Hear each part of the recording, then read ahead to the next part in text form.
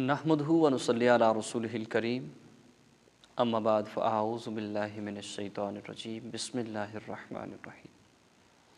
امید ہے کہ سب ساتھی خیریت سے ہوں گے۔ اللہ رب العزت سبھی احباب کو خوش و خرم رکھے۔ ایک اہم انفارمیشن کہ صدقہ کی مختلف قسمیں ہیں۔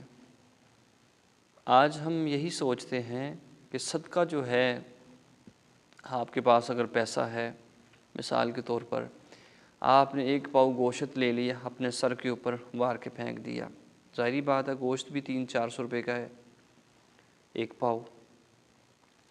یا پھر آپ نے کوئی قیمتی چیز لے کے راہ خدا میں قربان کر دی، وہ صدقہ ہے۔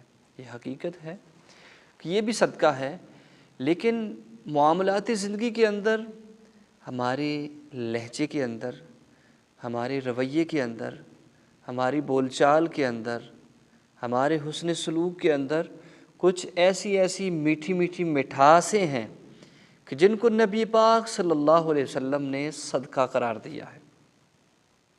امیر لوگ جو ہیں وہ صدقہ کر سکتے ہیں، راہ خدا میں وہ لاکھوں کروڑوں پیسہ خرچ کر سکتے ہیں، لاکھوں جانور قربان کر سکتے ہیں، لیکن غریب کیا کریں، کیسے کریں؟ تو دوستان محترم، آپ کی لائف کے اندر آپ کی باڈی کے ساتھ کچھ ایسی چیزیں ملتی ہیں کہ جو بغیر ایفرٹ کے، جو بغیر دولت خرچ کیے، بغیر بہت ہی کم محنت کے اندر آپ صدقے کا ثواب حاصل کر سکتے ہیں۔ صدقہ جس کی بڑی فضیلت ہے، بڑی اہمیت ہے۔ نبی کریم صلی اللہ علیہ وسلم کی ایک حدیث پاک سے ہمیں پتہ چلتا ہے کہ صدقہ جو ہے موت کے علاوہ ہر چیز، بیماری، دکھ، مصیبت، پریشانی کو ٹال کے سائڈ پہ رکھ دیتا ہے، سائڈ پہ کر دیتا ہے۔ تو آئیے کچھ ایسی چیزیں کہ جو ہمارے پیارے نبی صلی اللہ علیہ وسلم نے، ہمارے پیغمبر حضرت محمد مصطفیٰ صلی اللہ علیہ وسلم نے ہمیں بتائی ہیں کہ یہ چیزیں بھی صدقہ ہیں۔ ہم ان سے دور جا چکے ہیں، ہمیں آج معلوم نہیں کہ یہ چھوٹی چھوٹی چیزیں یہ بھی صدقے کے اندر آتی ہیں۔ مثال، سب سے فرسٹ آف آل، پہلا سٹیپ کہ کسی کے ساتھ مسکرا کے ملنا، حسن اخلاق کے ساتھ ملنا، یہ بھی صدقہ ہے۔ یہ کیا ہے؟ صدقہ ہے۔ کسی بیمار انسان کے پاس جانا، اس کی طبیعت دریافت کرنا، اس سے میٹھی میٹھی باتیں کرنا، اس کے دل کو، یعنی کہ اس کے دل کے اندر خوشی لانا، یہ بھی صدقہ ہے۔ السلام علیکم ورحمۃ اللہ علیہ کہنا، یہ بھی صدقہ ہے۔ کسی مسلمان کا حال دریافت کرنا اور اس کو دعا دینا اپنی زبان کے ساتھ، یہ بھی صدقہ ہے۔ یعنی کہ چھوٹی چھوٹی چیزیں ہیں کہ جن کے اندر دیکھیں کتنا بڑا اجر و ثواب رکھا ہوا ہے۔ کسی کو دعا دے دینا، کیا اللہ اس کے لیے آسانیاں کر دے، اس کی مشکل کو ڈال دے، یہ بھی صدقہ ہے۔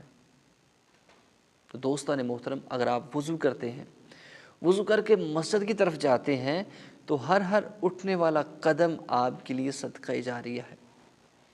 کتنے بڑے عظیم کام ہے۔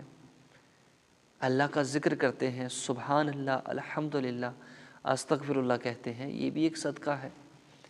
یہ ہمارے نبی صلی اللہ علیہ وسلم نے ہمیں جو کام سکھلائے ہیں، ہم ان سے دور ہیں بالکل۔ بس یہی ہمارے ذہن کے اندر ہے، جی دولت ہوگی، مال ہوگا، پیسہ ہوگا، یا گوشت لے کے 1 لاکھ کا جانور لے کے اللہ کی راہ میں قربان کر دے، یہ صدقہ ہے۔ کسی مسلمان کے دل کے اندر خوشی ڈال دینا، خوش کر دینا، یہ بھی صدقہ جاریہ ہے۔ آپس میں محبت کے ساتھ ایک دوسرے کو گلے لگانا، سلامتی کی دعائیں دینا، یہ صدقہ ہے۔ یہ ایسے کام ہیں کہ جن سے ہمیں صدقے کا ثواب ملتا ہے۔ اور نبی کریم صلی اللہ علیہ وسلم نے ارشاد فرمایا کہ سب سے افضل ترین صدقہ یہ ہے کہ 2 مسلمان آپس میں، یعنی کہ ان کی تلح کلامی ہو گئی، وہ آپس میں دور جا چکے ہیں، ان کو آپس میں صلح کرا کے جوڑ دینا، ان کو قریب کر دینا، یہ بھی صدقہ ہے۔ سب سے افضل صدقہ یہی ہے۔ کسی کو کوئی اچھی بات بتانا، برائی سے منع کرنا، نیکی کی طرف اس کو لے کے آنا، یہ بھی صدقہ ہے۔ یہ بھی ایک صدقہ جاریہ ہے۔ یہ میں نہیں کہہ رہا، اللہ کا کلام بھی کہتا ہے اور نبی علیہ الصلاۃ والسلام کا فرمان بھی ہے۔ تو پیارے ساتھیو، ایسے عمل بھی ضرور کریں۔ یہ جو میں نے بتائے ہیں ان کو بھی ضرور اپنائیں، اپنی لائف کو بیسٹ کریں، اپنی لائف کو چینج کریں کہ آپس میں محبتوں کو عام کریں، نفرت کو مٹائیں، رشتہ داری جو ہے اس کو مضبوط کریں، اس کو قریب کریں۔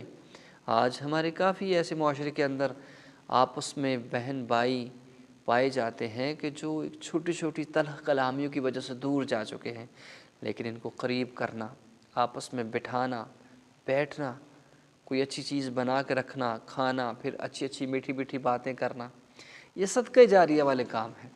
اللہ رب العزت ہم سب کو ایسے اچھے اچھے اعمال اپنانے کی توفیق عطا فرمائے۔ شکریہ۔